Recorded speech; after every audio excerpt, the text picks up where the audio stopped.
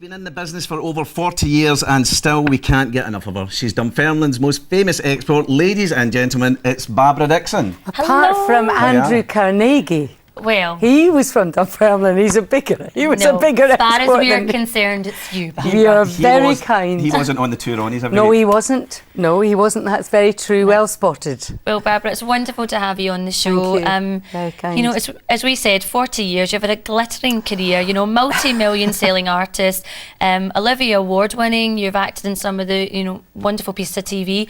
You've got a book out at the moment. How did you pick the material? You must have so much to choose from. Well, you'd be surprised actually if you're fairly kind of.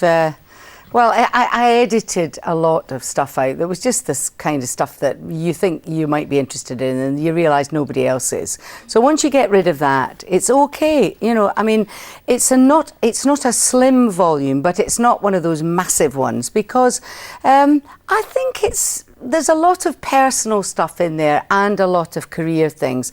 And I think that really that's what people want to read. I think they want to know what makes you tick. Yeah. That's it.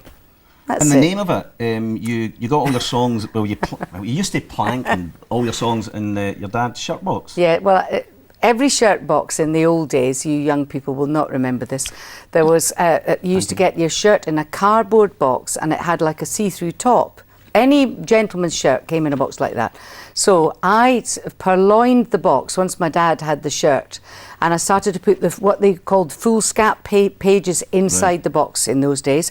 And I would just, and it was quite high, the box, but of course now there's that much and it's all the folk material, all the sort of pop material, sheet music and stuff somewhere else. But these were things that were written on the back of a fag packet, on bits of paper with Guinness stains on, keys of tunes, fragments of She Moves Through the Fair, all in that box. All in this shirt box. Well, you mentioned the folk music there, Barbara. I mean, throughout the 70s, I mean, you worked with some amazing people, you know, Archie Fisher, Jerry Rafferty and Billy Connolly. That must have been quite an experience, you know, on the Scottish folk scene at that time. Well, it was, because I started off in that world of music and everybody started off at the same time and we were all well known around the late 60s, early 70s. There was a vibrant, very good folk scene in Scotland and lots of people went to folk clubs. It was a kind of once a week everybody would go to their local folk club. It was of that amount of interest to most people and I just loved it. And I don't know what happened really. Something I took a turn and I went away from it, but now I'm sort of very firmly, in the last 15 years really, I've been working in the world of the contemporary songwriters.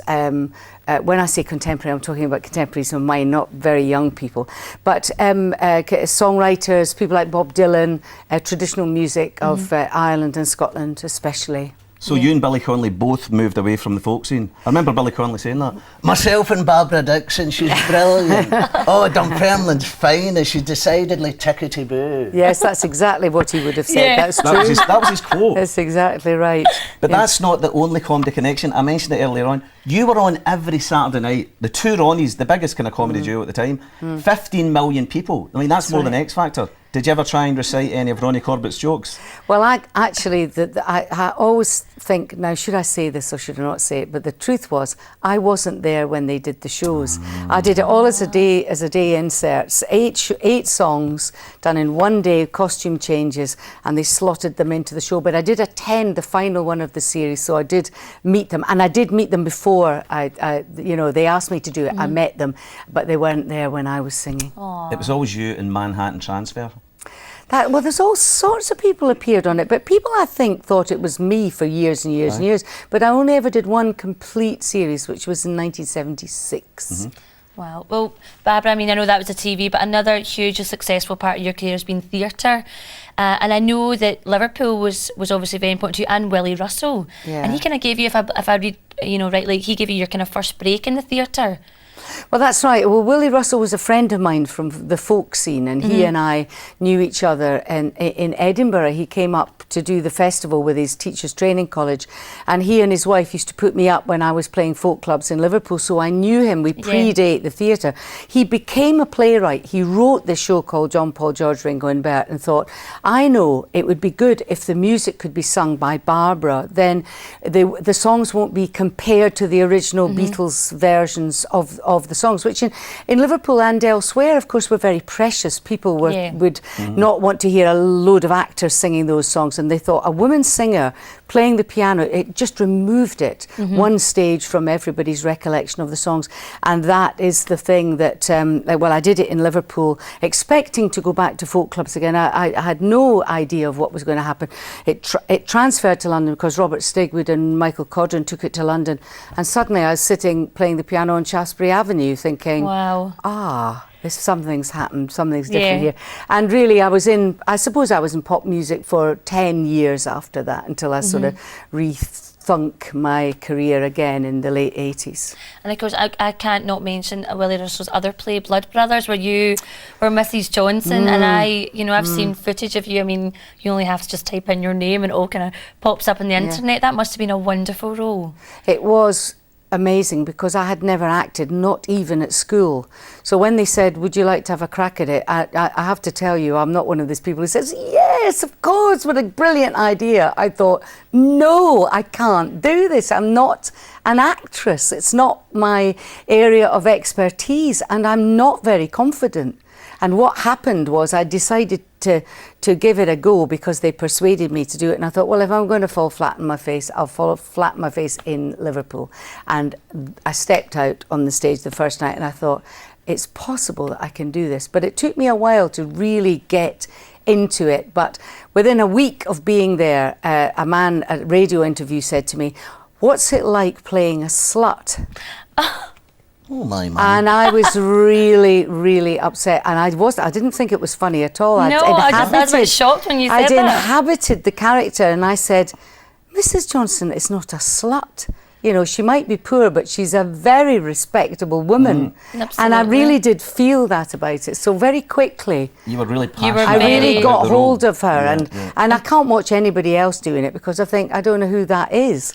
But it's just because I had been there, because of originating her, if you like. She's a combination of my Auntie Ivy and my granny and my mother, who were all Scousers. So that was where it came from. So actor, singer, writer. What's coming up? You're hardly a one-trick pony. I know. Well, basically, I'm a musician these days. I don't do much acting. I'm a musician. I play guitar and piano and sing and do concerts and make records. But I'm going to make a new album next year. Fantastic. But I'm doing 3 dates in Scotland on my concert tour. I'm playing in Dumfries. I think it's the 14th of March. Perth the 15th, and the Glasgow Royal Concert Hall on the 19th of March next year. That'll be me back there. Next year, and then, as you said, new album? I hope so, yes, recorded after the tour is finished, so I'm hoping to do that during the course of the year. Well, Barbara, as a huge fan, I think I can speak for Des as well. I know that you're going to stay with us for a wee while, but it's been lovely to have you on the show. We've got some Halloween pics to show you, actually. You might like these. All week you've been sending in your... Barbara, you doing anything nice for Halloween? No, I'm actually just away from home, so I won't be able to concentrate on anything like that. But I'll, if people come down the street like that at me, I'll remember it's Halloween. Yeah, I mean, I think hopefully they won't come too close to you if they're dressed like that, and they'll cross the road and go the other way. I hope so. Well, Barbara, listen, again, we can't thank you enough for being in. The book's out at the moment, a shirt box full of songs. That's correct. Tour's coming up next year. Yes. And good luck with everything that you're going to be doing. It's a pleasure to have you on the show. Nice to meet you both. Thank you. Thank you very much.